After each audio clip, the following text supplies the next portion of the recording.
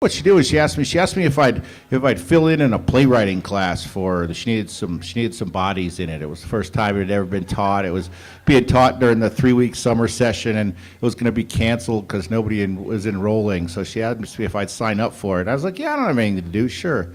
So she kind of gradually sort of pulled me back into this thing. She asked me at the end of that class what my plans were, and I told her I thought I was going to go to law school. And which is, yeah. I've had this difficult relationship with authority most of my life, and the idea of being a criminal defense attorney really appealed to me. It still does. But anyway, she said, well, all right. She said, that's great. She said, but why don't you fill this application out just in case? And so about 3 months later, or 4 months later, something like that, I ended up in I think the first MFA class. Is that right? I think so. I think it was the first MFA class. Yeah, and that sort of led me here. So here I am, and here she is, and I've got my red cowboy boots on tonight. Anytime I introduce Ann, I always wear red cowboy boots because. The first time that the first class I ever had with Ann, she wore a lot of red cowboy boots, and like I say, I was back in about 1991 or 92, something like that, a long time ago.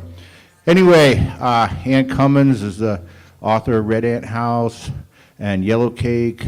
She's senior faculty at NAU in the fiction program, and she's a great friend and a real inspiration to me, and I'm proud to welcome her to the Narrow Chimney stage. Ann Cummins, everybody.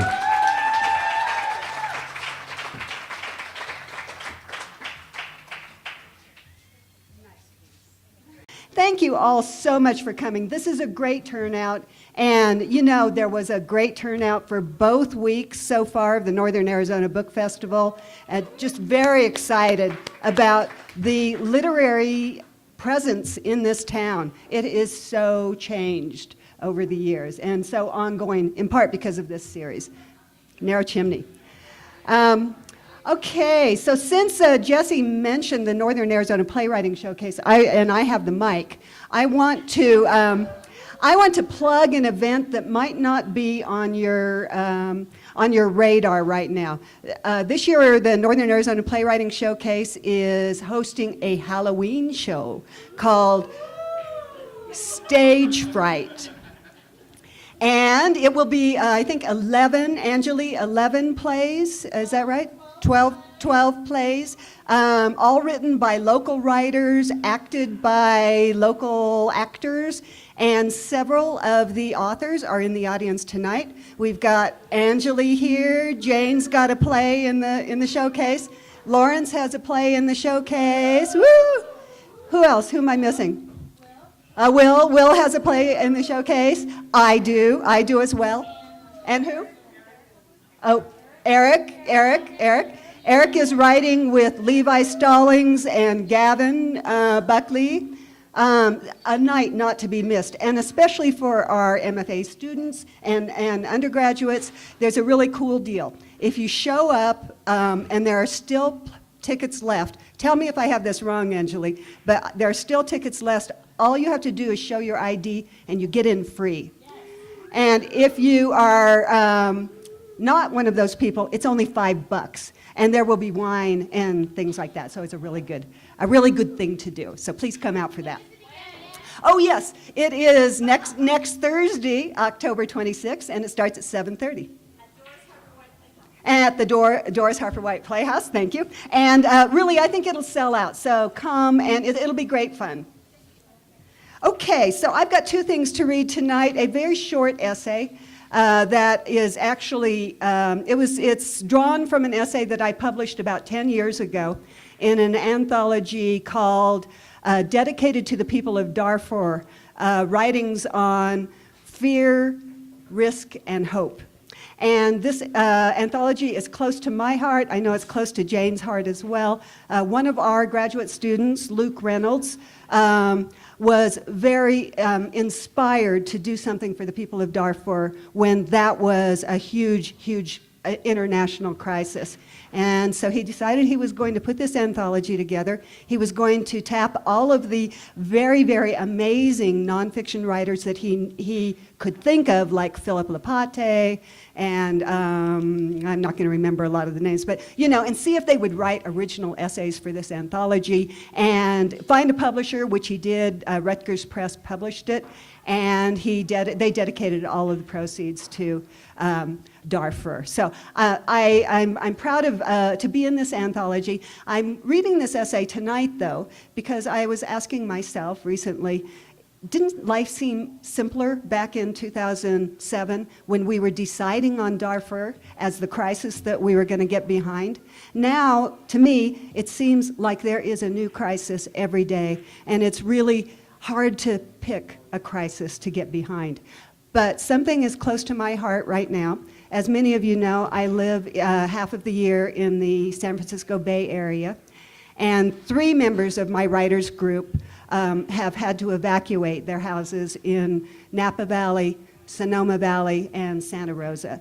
They're okay, they have all checked in, and their houses are all okay, but it has hit really close to home for me this week. So I wanted to go back to this essay because it's about my neighborhood in Oakland. And that's my, yeah, okay. It's called Sunday Morning in Oakland.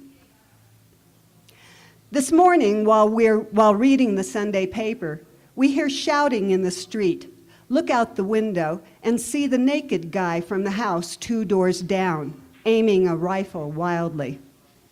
The naked guy is cut, not bleeding, chiseled, tight butt, muscled thighs, sculpted pecs. Our neighbor has a body that screams institutionalization. In the past, when his inner fires flared, somebody checked him into the psych ward of Kaiser Permanente, where they have a fine exercise room. It is a sign of our time that we're more likely to get our troubled citizens on an exercise routine than chain them to posts. The last time our neighbor danced naked in the street, special forces seized our block. Our neighbor didn't go gently. He retreated to his house and pulled his shades. Across the street, Mr. Flores tried to leave for work, but the cops shouted through loudspeakers, "Go back in your house, go back in your house." Then they began marching, black-suited, helmeted, fully armed. They marched in tiers, shield bearers in front, sharpshooters behind, moving in sync down the sidewalk, retracing their steps, eyes triggered on the target. By 10 a.m., it was clear kids couldn't go to school. Workers couldn't go to work. Steve and I began doing indoor things, but keeping an eye on the window. We were a little thrilled. Why not? An unplanned holiday, spectacle in the street. But today is Sunday, and the weather is fine. Who wants to be robbed of a Sunday, and the novelty? Arguably less the second time around. We can expect a long standoff. Around hour 5, they'll blow out our neighbor's windows and deploy tear gas. He will come out crying. Once his hands are cuffed, the cops will wipe the tear gas from his eyes. When he's on his meds, our neighbor is a perfectly regular guy. Funny too. Fully clothed, he'll dance in the street, performing assault with an air rifle, swinging his trigger finger this way and that, ending each performance with careful aim, eye contact, and a smile. Sundays are unusually bustling, noisy days on our block. Muslim women in burqas walk past our house on their way to the Mexican grocery. Samoan men in lava-lavas and women in muumuus gather at the church up the block. Raiders fans throw TV parties. Soccer enthusiasts do too. The parties don't end when the games end. By then, barbecues are hot. Button accordions jam with steel guitars, getting louder as partiers get drunker. When we moved into the house, we installed double-paned windows to dull the roar from the street. If anything unites us on this block, it's our aversion to snitches. We know where the undocumented live. We know what the hooded guys on the corner palm off to passers-by in broad daylight. They know, we suspect, that the white guy named Steve at 2866 doesn't have a permit to roast coffee in his driveway. We don't call the police on them, they don't call on us. Anyway, we needn't call when things go seriously amiss. Word gets out. Once, in the dead of night, somebody began raising havoc on our front porch. Steve was dialing 911, yelling, "Who the fuck's out there?" It was the Oakland PD. They had found a bullet lodged between panes in our front window. There had been a gunfight on the street. One of the gunslingers took a bullet, checked himself in at a local hospital whose employees, by law, must report a fracas. Through a circuitous, unsolicited, though not unappreciated route, our city's peacekeepers heard about the gunfight on our street, which we slept through. In our little country, this block south of Oakland's I-580, we are a citizenry bound by American rights, the right to privacy, which we honor by holding our tongues and averting our eyes. We respect the individual's freedom of expression. How elegant our naked dancer. We stand by the Second Amendment. Even Steve and I, pacifists by nature, would worry if the only Americans with the right to bear arms were the police. Are we afraid of the gunman in the street? Of course. We keep our doors locked. We feel, to be honest, as if we're living in the American West during its heyday, when the rule of the law was the rule of the gun. But we'd rather put our trust in accidents, how wonderful the double-paned window, than the special forces' pomp and circumstance. Our neighbor, drenched in sweat, has come to a standstill. He trembles, his finger on the trigger, eyes skipping from the sidewalk to a window, a door.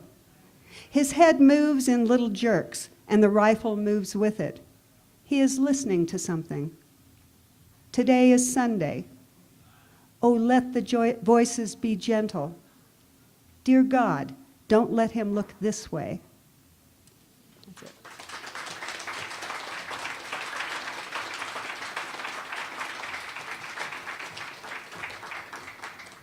Thank you so much. Okay, the story, I'm going to read a short story. It's lighter than that.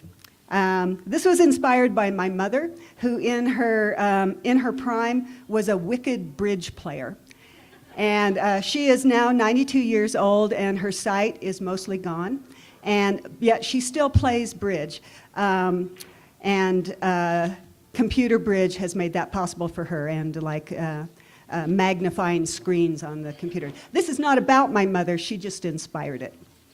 This is called Night Bloomers. Edie strides boldly into the night, happy she still has feet. Lana doesn't. Lana has lumps with toes stuffed into little Cinderella slippers. One of the kind boys at the club had driven Lana home, but Edie said she'd walk, thank you very much. It is a beautiful and dark night. They are all beautiful but dark nights. Edie has 2 little cataracts, that's all. All of her life, she has made a point of sending oxygen to her extremities. 20 years ago, when Edie and Lana pooled their resources and built here in the Catalinas, Edie warned Lana to take a vacation from the couch, or she'd begin to mulch. Had Lana listened? No. Now their dream house smells of Lana and the couch, but Edie loves her. Yes, she does. Lana left the club in a little temper tonight, abruptly ending their bridge game after her partner, Marie Lou, had bid a sure 3-no trump on a 21-point hand, then went down, down, stupidly down. Marie laughed and pled senility. Rubbish, Lana had said, and she was off. What in the world are we doing, women? Accepting forgetfulness as if it's inevitable. Lana said we and our, but she meant you and your, fixing her fiery eyes on Marie. If only we had a choice, Marie sighed. Of course we have a choice. Lana snapped her teeth. Lana's choice will be a lethal dose of insulin. Her diabetes has made her an expert with the needle. This is their secret, Edie's and Lana's. One day, don't ask her when, Lana will take matters into her own hands and forget the word senile forever. It's April. The jasmine is in bloom. It clashes with the rosemary, pulling in 2 entirely different directions. Rosemary toward winter, jasmine toward summer, and when mixed with memory, make a pungent mess. These days, Edie can't smell rosemary without smelling blood. In January, she'd stepped out on their porch and caught that skin-tingling scent. Before she could give a name to the brown hunk of bloody fur and bone nestled against their ocotillo, she had smelled the kill. It was half a mule deer, eyes dead but open and fixed on their door. There was also a little pile of aromatic scat, and there were pointy-toed cat prints in the pea gravel. Bobcat. Hard to believe that a little cat could do so much damage to such a beast.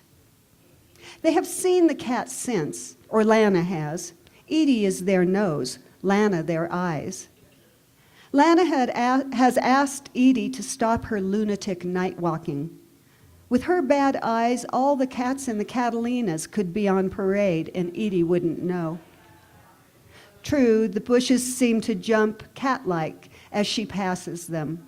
She feels her way flat-footed. Oh, she's long since dead if anything out there with eyes and a nose is hungry tonight. What, she wonders, would Lana do if she woke up in the morning to half of Edie nestled against their ocotillo? Well, that won't happen. Lana can't sleep until Edie's in at night. That half carcass, the deer's innards on display, she wanted to bury it and deprive the crows their pickings. It's dead, Lana said. It doesn't care. Lana doesn't give a hoot about decent burials and all death's hoopla. Call maintenance, she said. But with maintenance, you had to put in a work order, and there was a 2-day turnaround. Edie had gone for the shovel and a tarp, planning to roll the carcass up and drag it into the desert. But what a task, navigating around the ocotillo, whose barbed fingers scratched her cheek and arms. Then the cholla started jumping, cactus burrs leaping until the deer and Edie's trousers resembled pincushions. Lana was useless. The spectacle sent her into a fit of laughter until Edie had to laugh too, and her arms went limp. Then they had to have themselves a little standoff. Edie thought Lana should call maintenance since it was her idea, but Lana has taken to shunning the phone, so she didn't call, and Edie didn't call because whose idea was it anyway? And it was like that time Lana didn't empty the coffee grounds in the French press, even though it was her turn. And the grounds blossomed so gruesomely. Well, it wasn't really like that anyway, because when the crows came and then the 2 coyotes, they were efficient, and there wasn't even much of a stink. In the valley below, Tucson sirens scream their nightly song. When they first moved here, there were nights when the only sounds were animal sounds, crickets and coyotes, and the sweet chirping of the pygmy owl nesting in the saguaro. When had they last seen the little owl or heard coyotes in a pack?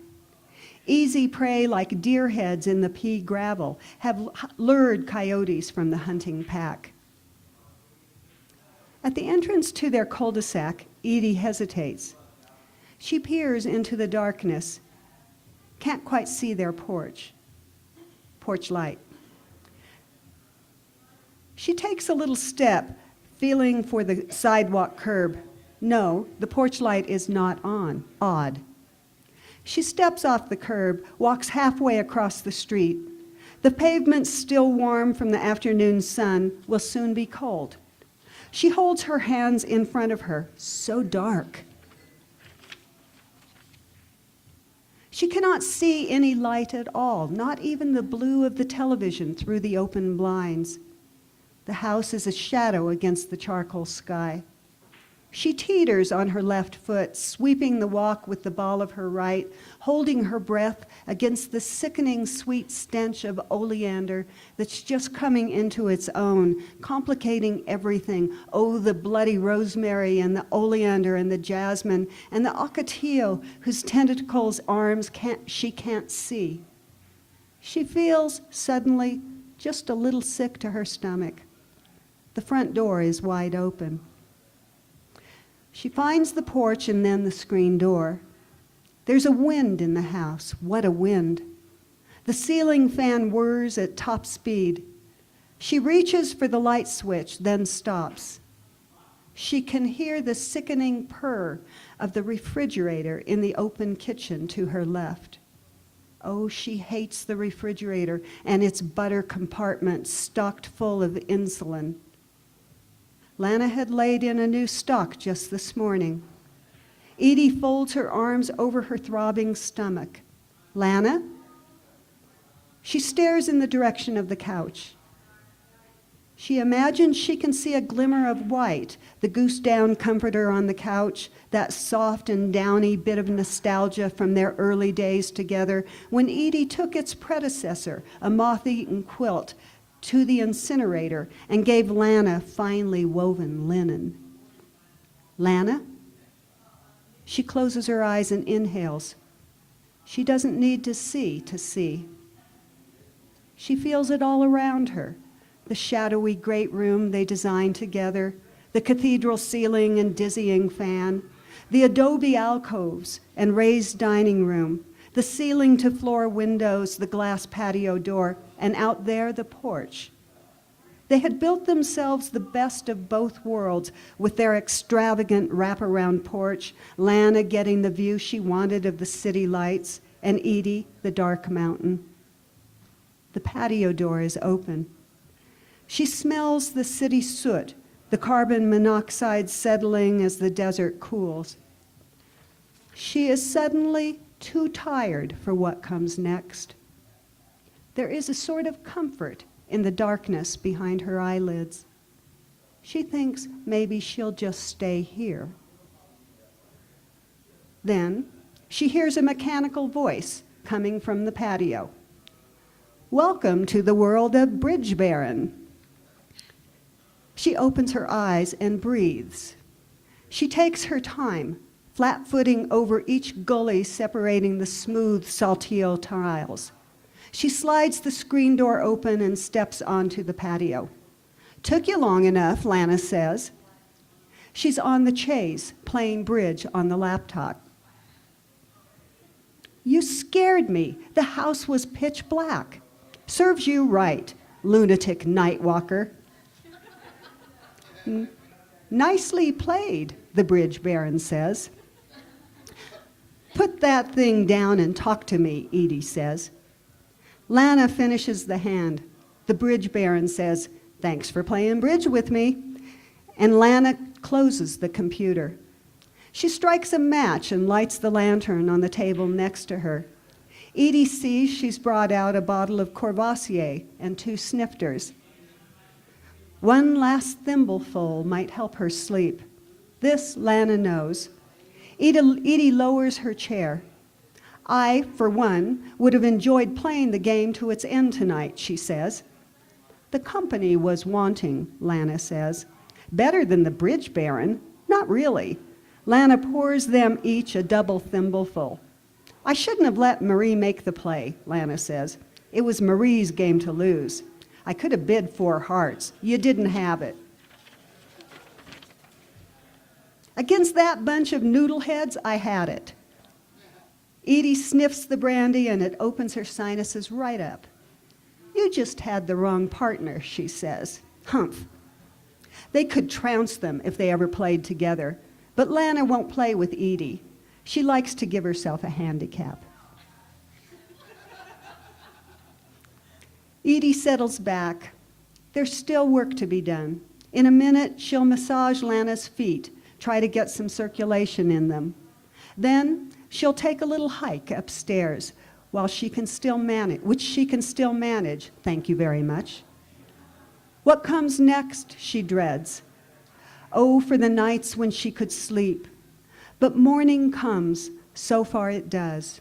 And what a pleasure, descending the stair to the song of the morning dove, and taking a good whiff of the Sonoran spring, Lana blooming on the couch.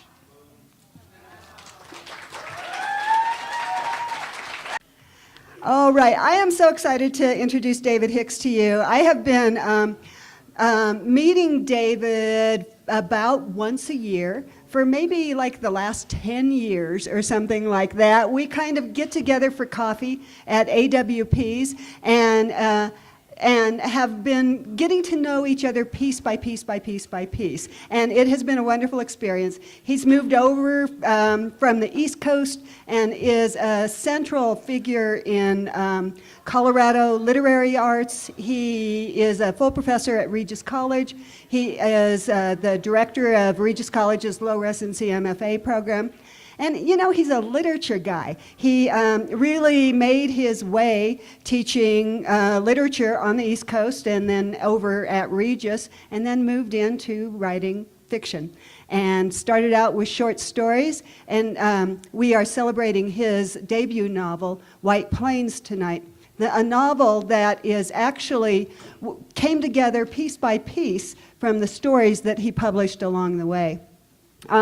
What Ron Carlson says about this book, for the single man, in this case, Dear Flynn, who is the character of the novel, in White Plains, it can be a rocky road to climb toward grace, and David Hicks shows us every glorious bump on the way. No kidding. This guy Flynn in his novel is, he makes a lot of trouble for himself and somehow tunnels his way through.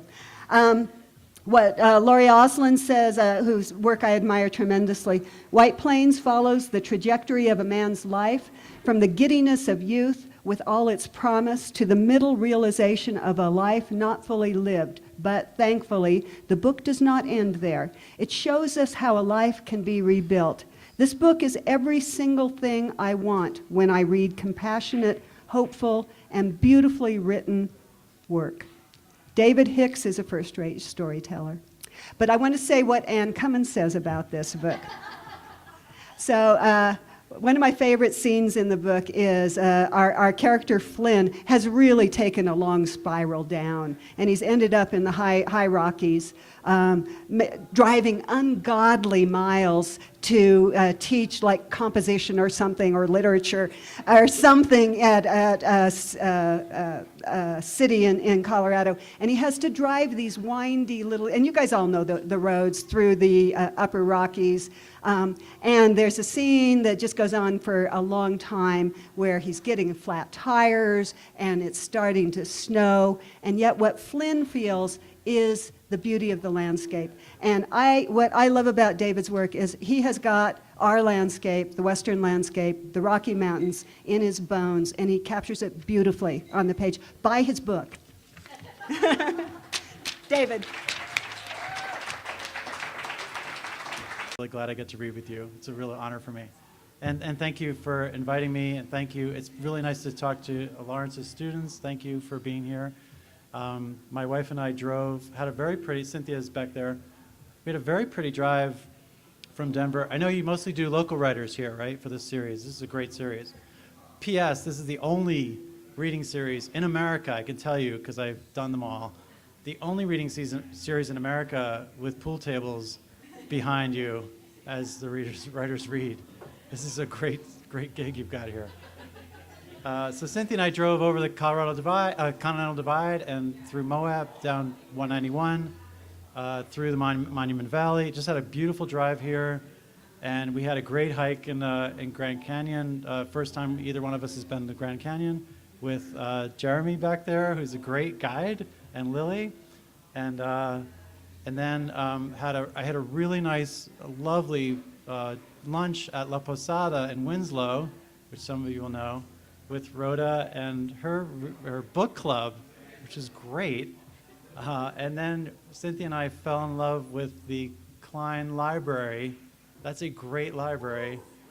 And we both have fallen in love with Flagstaff. So I feel really welcome here and really honored to be here. So thank you.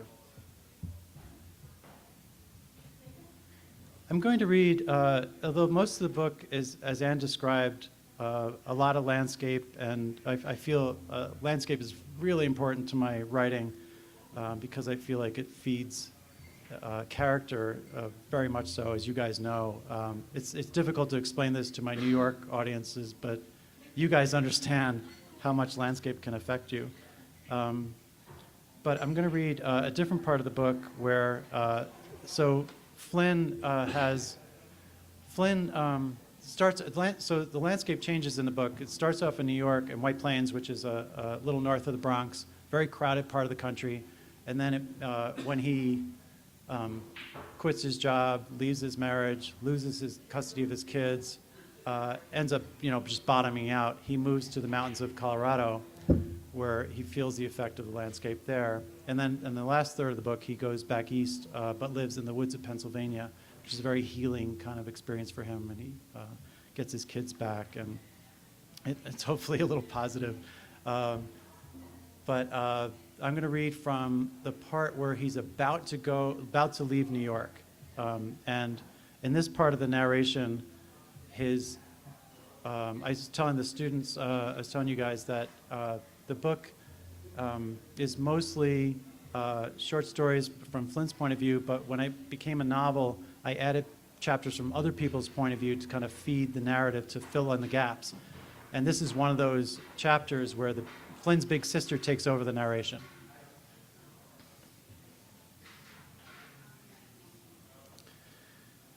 And each chapter has its own title, and this title of this is Us and Mom in a Fancy Schmancy Restaurant, if you can believe that. As soon as famous author came on the scene, we knew there was going to be trouble. We met her when Flinny asked us to pick her up at LaGuardia, but then we didn't see her again until months later, and that was at the Fancy Schmancy Restaurant. The total amount of time we spent together, like an hour when you add it all up, she never once asked us a single question. It was all I this, I that. Every sentence out of her mouth started with I, no exaggeration. We all had a powwow about it after our warm and fuzzy family dinner. Talk about a mismatch. They're like complete opposites. Flinny's more like you. He wants to make everyone happy. The rest of us, we could be a little gruff. That's putting it mildly. But Flinny, he was always the sweet one. Like when he was a kid, whenever one of us was sick, he would come into our room, kiss our forehead, get us ginger ale, that kind of thing. When it snowed, he would go across the street and shovel Mrs. Lemus's driveway. When Pop wanted a beer, Flinny would jump up and get it for him. Pop used to call him his golden boy. Me, he called Anna Banana. Not quite the same. And after he grew up and got married, it was all about his kids. When Nathan was born, he quit his softball league, stopped going to the rec center, quit hanging out with his friends. They all bitched to me about it, like, where the hell's your brother? What is he, pussy whipped or something? But I was like, what do you want me to do? He's with his kids. Shut your face. And my friend, the one that works at Fairfield, she says he's like that with his students. He's always making time for them. He goes to their whatchamacallits, their music recitals. He stops by their baseball games. She said he won Professor of the Year once, but he never said anything about it, at least not to us. When we were kids, Pop used to tell us about the martyr types, like that girl who died in Africa, down there helping the poor or something like that. Maybe it was the Peace Corps. It was on the news. And Pop was all over it. He said that we, meaning me and Flinny, we should grow up to be just like that girl. There were like tears in his eyes. And I was like, what do you mean, dead?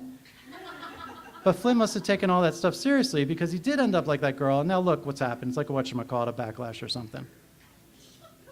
At his wake, at Pop's wake, Flinny was the one who held us all. He wrapped us up in his gangly arms and made us cry with him like in a football huddle. Mom did that thing where she squeezes her eyes shut like she's trying to force her tears back into their sockets. He was, let me think, 16. I was in college. That was my sophomore year, so yeah, 16. But then, even so young, he was the one we would count on for that kind of stuff. Not the practical stuff, and definitely not the financial stuff, but the emotional stuff. And the family stuff too. Like no matter how busy he was, he always came over to Mom's for Sunday dinner. With the kids, of course, and Rachel came too back then, but toward the end, like in the last year of the marriage, he came without her a lot. I mean with just the kids. Always in a good mood too, no matter how bad things were. He'd give my Mari 100 kisses, put his ear to my big belly to see if there's any action. This is when Robbie was in there. Ask Mitch how many criminals he's caught lately, and tell Mom dinner smelled good, even though, let's be honest, he knew damn well there was a slim to none chance it was actually good. She's the absolute worst cook. She could burn boiling water. Last week she was over our house, and we had just gotten one of those electric teapots, and she decided she wanted some tea, so she filled it with water, put on the oven, turned on the gas, and burned the shit out of it. Melted plastic everywhere. The smell was terrible, but I digress. The only time he wasn't like that, like sweet and nice, was, right after 9/11. Things got a little weird there for a while. Missed a lot of Sunday dinners. I mean, he was living in the city at the time, which had to totally suck, not to mention the smell. And our cousin, Jessica, she died in Tower 2. She was on the 93rd floor. He said he kept imagining her jumping. He was sure she was one of those people that fell down the side of the building. Remember that? Like the towers were crying. But after he married Rachel and they moved up here and Nathan was born, he got back to normal. That's what saved him. Nathan's birth. I'm convinced of this. Saved his life. He cheered up 100% after that. Absolutely loved being a dad from day one. He worked at it too, unlike my Mitch. He got up in the middle of the night to feed Nathan, and he cooked all their meals, and he did all the grocery shopping, like laundry and diaper changing. Rachel said once it's a good thing he didn't have boobs or she would have nothing to do. She's a pisser, that one. Last summer, he was Nathan's t-ball coach, cutest thing you've ever seen. And with Janie, my God, sweet as can be, he sings to her, he kisses her toes, he makes her giggle all the time. That girl is such a pumpkin. A few weeks ago, I was in the car with the three of them. We were going to Mari's school play. She was a cow in Charlotte's Web. A cow. Like, that's not typecasting or nothing. Like, let's see, who can we get to play the cow? Oh yeah, hey, what about the overweight retarded kid? Only Mari was so happy about it, she never knew it was an insult, so she was the best freaking cow you've ever seen. And so here's the point. While me and Flinny were talking, he put his hand back, and the kids grabbed onto it, and he drove like that, his arm bent back while talking to me. Like, that's how they always drive now. Even when he needs to hit the blinker or turn down the radio, he keeps his right hand back there. Not exactly safe, but you know. Oh, and can I tell you what they do at night sometimes? Nathan, he's the one who told me. They all go over to the park, and they stand out there, the three of them, holding hands and looking up at the sky, and Flinny tells them stories about the constellations. And when he says, okay, kids, time to go home, Nathan says something like, wait, what about those? Are those the seven sisters? And Flynn stays out there telling them stories until they get so sleepy he has to carry them home. See, it's like he became an even better father after he left Rachel. And her too. All of a sudden, she's like supermom. I know, right?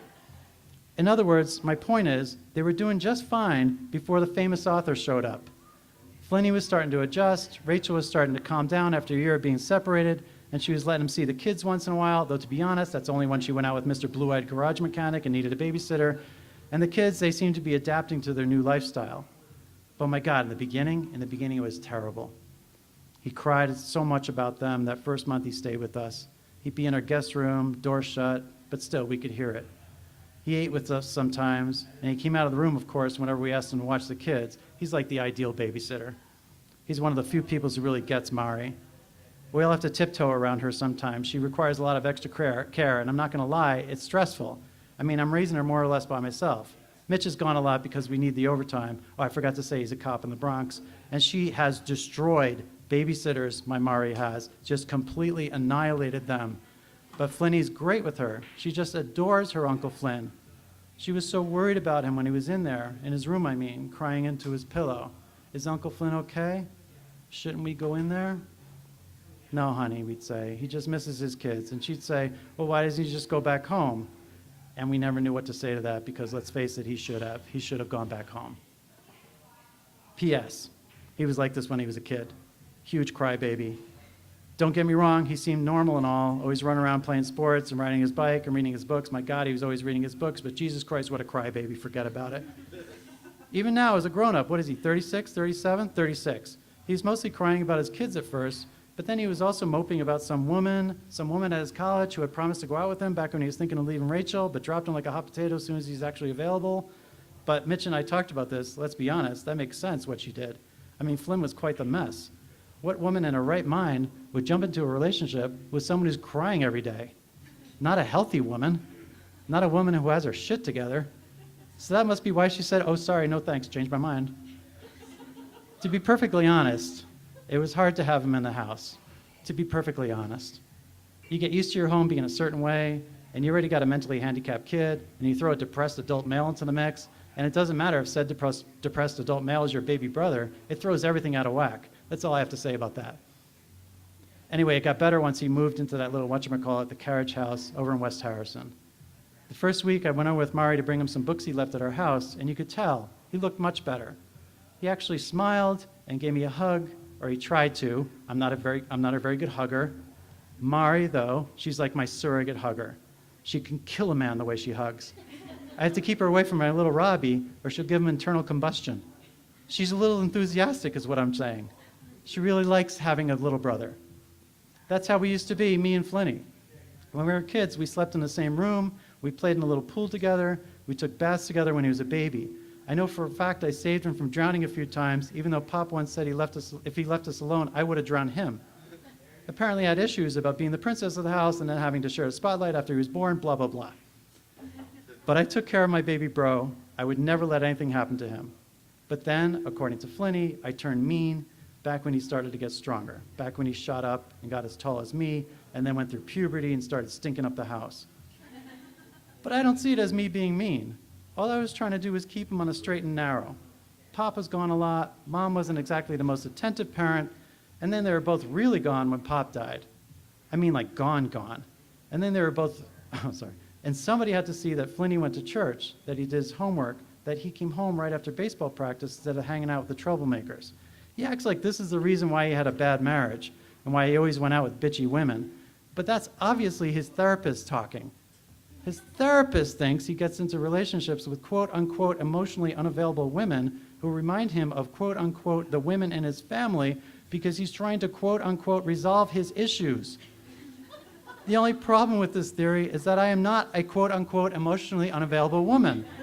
My emotions are very available, I can tell you that. Yes, I can be bossy, this will not be news to anyone, but I'm not like cold-hearted or mean or anything like that. What I am is well organized. What I am is a realist. What I am is the person in our family who does what needs to be done. Not cold, practical. As for Mom, she could be a little stiff, I grant you that. But you should have seen her back before Pop died. She used to sing, play old records, dance with us around the living room, la-di-da. Not all that affectionate, that's a given. Not emotionally available, perhaps. She had a tough childhood. Not for nothing, she and Pop had their problems in a sack. They stays right here. Still, we all have our issues, and I wouldn't go so far as to call her cold. Guarded, maybe. Guarded. Appropriately, no, necessarily guarded. Anyway, I'll just come out and say it. It hurt. It still hurts to be portrayed in this manner. I've been his rock, his true defender, all his life. When he got his permit and went out with his friends and came home drunk at 4 a.m. with a dent in his car, Mom freaked out, absolutely freaked out. But I was the one who told her to back off. He was just a stupid teenager, make him pay for the repair, and that's it. And all this while he was sound asleep upstairs. That was just after Pop died. He was pulling all kinds of crap back then. One time he came home and shit the couch while he was passed out drunk. I know, right? Disgusting. And when he was nervous about marrying Rachel, saying he wasn't sure if he loved her, I'm the one who told him, this is right outside the church for God's sake, I'm the one who told him, man up, get in there and do the right thing. And this year, when he needed to hire a lawyer but didn't have any money because he kept giving Rachel his entire paycheck, even though they were freaking separated, see what I'm talking about? I'm the one who loaned him $1,000. $1,000.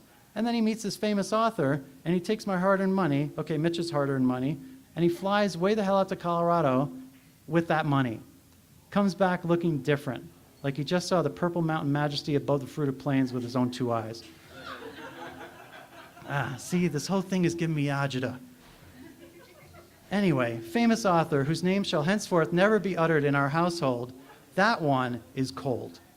We heard about her for months, but we never met her because Flynn is apparently now embarrassed by us, his own flesh and blood. Then we finally met her. Here's what happened. I'll tell you.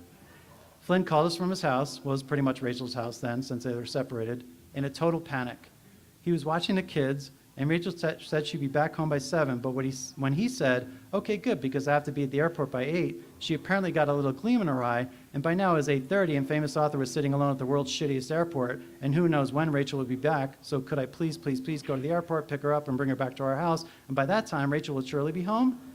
And when I said, geez, just bring the kids over here, or I'll come over there, he said the kids were sound asleep, and he had sworn to Rachel that no one ever would be present whenever he babysat, and that included family, and he also swore to her that he wouldn't take them anywhere without her knowing, and he didn't want to piss her off, and she would absolutely freak if she knew he had a girlfriend visiting, and then they never got to see the kids, and she was not answering the phone, so I said, oh, for Christ's sake, all right. And then I asked Mom to come over and watch the kids and told Mitch to grab the blue cop light, and we blasted down the airport to pick her up.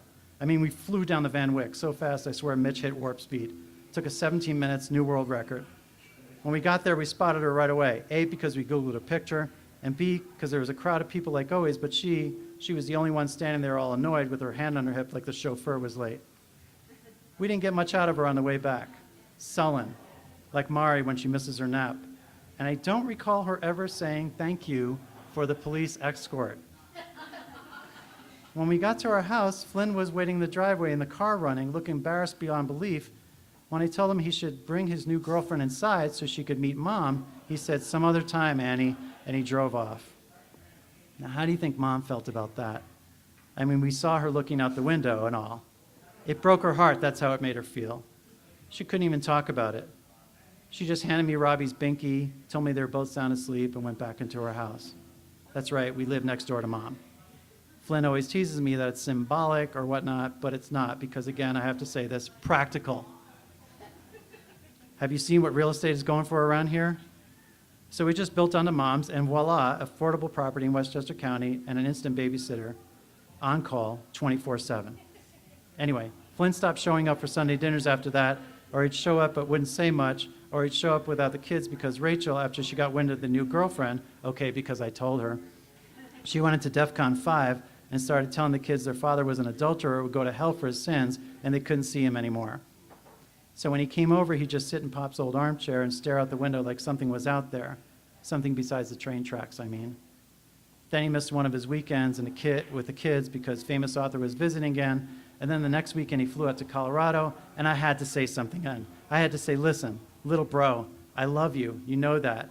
But these are weekends you should be spending with your kids, right? And what's the deal with missing 3 days of work? And I had to say this, I wouldn't have loaned you that money if I knew you were going to donate to United Airlines instead of your lawyer. And he was like, Annie, don't do something nice for me and then impose conditions on it, okay? I'll give it back. You want it back now? And we both knew he didn't have it. Please. Listen, Flinny, I said, I read her book. I'm talking about the paperback, not the one that's out in the hardcover. Who spends $24.95 on a book? This girl, I said, forget about it. She's messed up. What do you get out of living like that in the friggin' wilderness? I'll tell you what you get. You get dead. I had just seen that movie, Into the Wild. Great film, stupid kid. Or, I said, you grow hair on your tits, which is my way of saying the girl might be a little too, testosterone-y. Please, Annie, he said, and he put his hand on my arm right here. I'm so in love with her, he said, which of course melted my heart and scared the shit out of me. No, you're not, I said. You're in love with that. And I pointed out the window, at the out there. You know, the out there that everyone's in love with. The out there that everyone thinks is going to solve their problems until they realize that they can go way out there as they want, but they're still going to be walking around with whatever's in here. This is what counts, I said. I was pointing at my chest, which, let me tell you, is very impressive. I use it to make all kinds of points. I'm thinking the two are connected, he said. Whatever, I said. I'll stop there.